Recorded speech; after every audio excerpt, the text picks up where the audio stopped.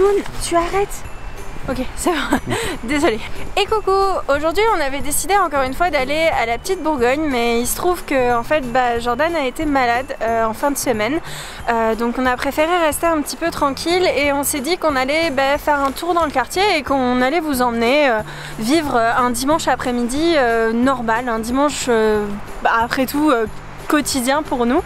Donc on va aller se promener un petit peu dans le quartier, vous montrer le parc La Fontaine qui est situé à 5 minutes de la maison et qu'en fait on vous a jamais vraiment montré.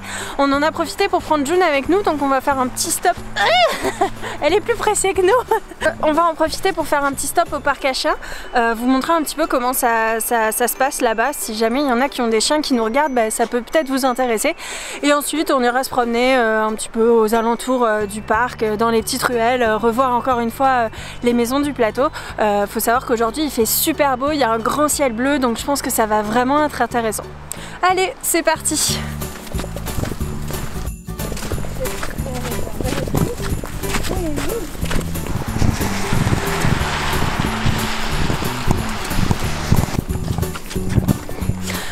En passant, on s'est dit que ça pouvait être sympa de partager ça avec vous, notre expérience de la clinique sans rendez-vous. Il y a beaucoup de gens qui se posent la question comment ça fonctionne ici le médecin. Faut savoir que ça existe les médecins de famille, mais souvent quand on est nouveau arrivant, même quand on n'est pas québécois, d'ici, ça prend beaucoup de temps pour avoir un médecin de famille, donc on est obligé d'aller dans des cliniques qui s'appellent des cliniques sans rendez-vous, où en fait, à vrai dire, il faut appeler pour prendre rendez-vous. Donc en fait c'est des cliniques sans rendez-vous mais dans lesquelles il faut prendre rendez-vous pour avoir un rendez-vous et pouvoir y aller. Donc c'est un petit peu compliqué à comprendre. Et le pire c'est que quand vous êtes nouveau arrivant, vous ne pouvez pas appeler au numéro, du moins celle où nous on va qui est juste à côté de chez nous. On ne peut pas appeler pour prendre rendez-vous parce qu'il faut la carte soleil, la RAMQ aussi, qui sont tous les deux liés, qui sont l'assurance en fait publique d'ici. Et donc, sachant que vous n'avez pas tout ça, vous ne pouvez pas appeler. Donc il faut que vous vous déplaciez pour aller prendre votre rendez-vous. Et vous avez votre rendez-vous généralement le lendemain. Là, il s'est avéré qu'on l'a eu 2 jours après. Donc en fait, c'est une clinique sans rendez-vous, mais avec rendez-vous et 2 jours après. Donc c'est plutôt sympa. Autre point important à souligner, c'est que le prix d'une consultation dans une clinique sans rendez-vous, c'est environ 100 $. Bien évidemment, quand je dis 100 $, on se base sur les tarifs de la clinique qui est à côté de chez nous et chez qui on va parce qu'on y est déjà allé plusieurs fois et on sait que les médecins sont plutôt très bons et de qualité et que voilà, c'est plutôt rassurant d'aller là-bas.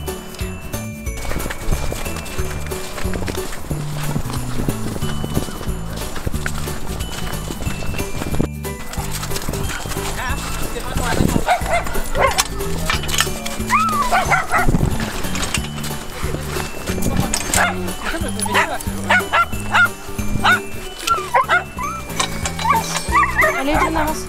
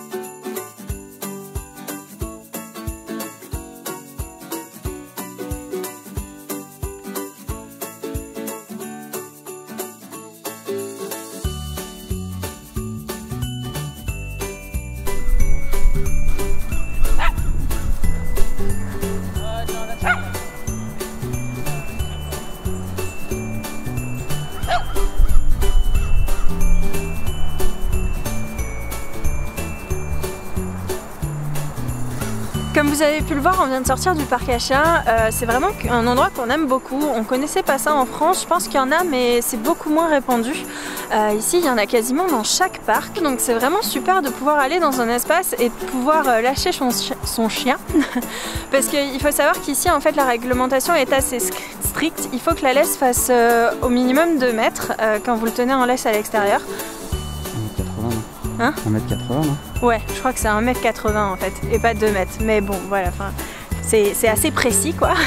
Donc il faut que votre laisse fasse 1,80 m et votre chien doit être en laisse en tout temps. Donc c'est plutôt sympa d'avoir des endroits comme ça où on peut les lâcher et où ils peuvent courir et se dépenser et ensuite revenir à la maison et être assez fatigués pour dormir toute la soirée. Enfin, comme on peut le voir, June, le parc à chiens, ça l'a pas beaucoup fatiguée, donc là elle continue à courir partout. On aurait peut-être dû rester un peu plus, mais là on va aller faire un tour à Mondou, c'est l'animalerie où on lui achète des colliers, des petits jouets, des choses comme ça.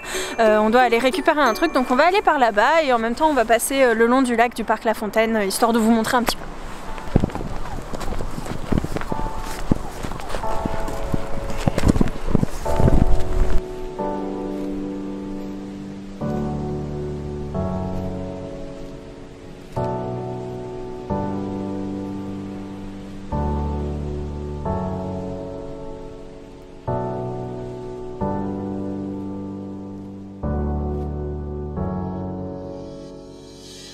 Bon, le lac n'est pas vraiment un lac en ce moment, c'est plus une patinoire.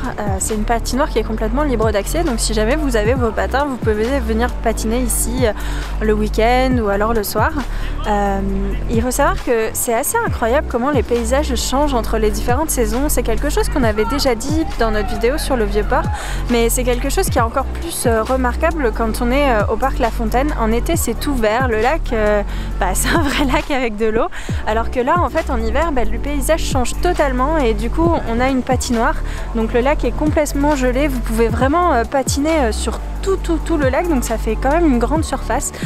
Les chemins on les voit plus et la petite anecdote c'est que la première année quand on est arrivé ici c'était complètement enneigé, donc on ne savait pas vraiment où étaient les chemins dans le parc, et en fait quand le printemps est arrivé et que les arbres ont pris leurs feuilles, qu'il y a eu de l'herbe, etc., on a découvert les chemins et donc en fait on s'est dit c'est rigolo, il y a vraiment des endroits par lesquels en fait on passait, c'était pas du tout des chemins. Donc voilà, c'est une petite anecdote un petit peu rigolote, mais tout ça pour dire que ça change pas mal et je pense que c'est une des raisons pour lesquelles on aime bien Montréal, c'est ce côté vraiment changeant et du coup on s'ennuie jamais.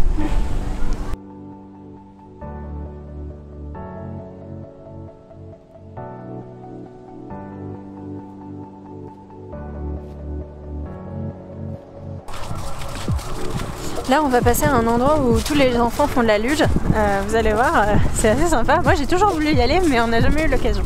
Faudrait qu'on achète une luge un jour et qu'on y aille.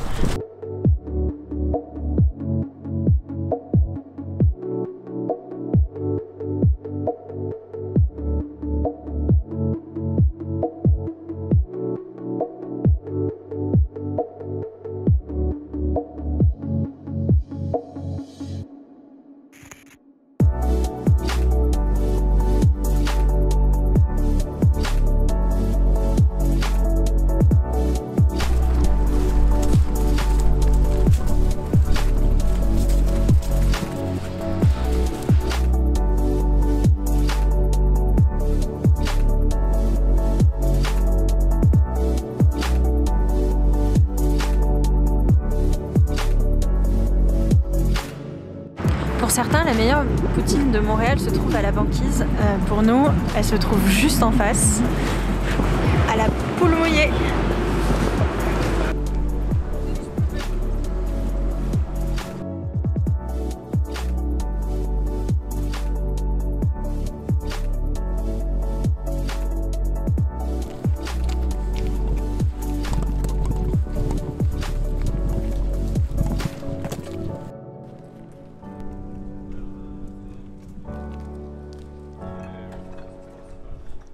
Regarde, il y a des gargouilles, c'est pas du tout typique.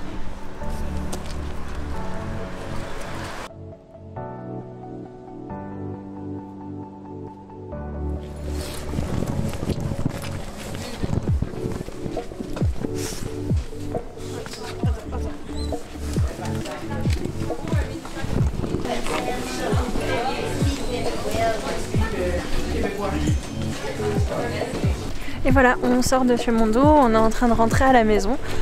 Donc c'était une après-midi complètement consacrée à June, mais des fois ça fait un petit peu du bien de se poser le dimanche après-midi.